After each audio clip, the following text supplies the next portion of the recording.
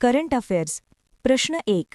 26 मार्च 2024 रोजी केंद्र सरकारने सोशल मीडियावरील डीप फेक तंत्रज्ञानाद्वारे पसरवल्या जाणाऱ्या अफवांना रोखण्यासाठी कोणते पाऊल उचलले आहे?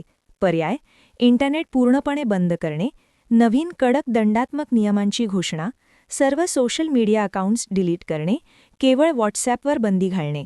उत्तर: नवीन कडक दंडात्मक नियमांची घोषणा. प्रश्न 2.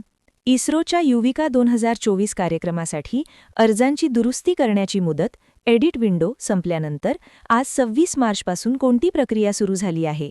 पर्याय: प्रत्यक्ष प्रशिक्षण वर्ग, अर्जांची छाननी आणि पडताळणी स्क्रुटिनी, अंतिम निकाल जाहीर करणे, नवीन नोंदणी सुरू करणे.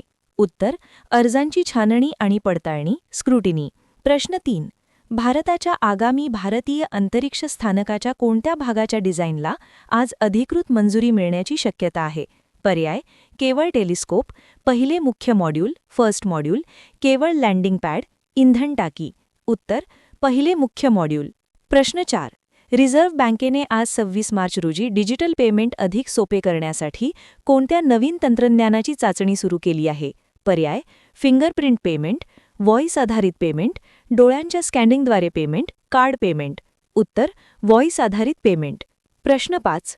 ब्राझीलमध्ये सुरू असलेल्या G20 डिजिटल अर्थव्यवस्था बैठकीत भारत आपली कोणती स्वदेशी प्रणाली जगासमोर सादर करणार आहे? पर्याय: आधार कार्ड यंत्रणा, UPI unified payments interface, FASTag प्रणाली, कोविन प्लॅटफॉर्म. उत्तर: UPI. अशाच चालू घडामोडींसाठी चॅनल सबस्क्राईब करा. व्हिडिओ आवडल्यास लाईक करा आणि व्हिडिओ शेअर करायला विसरू नका. धन्यवाद.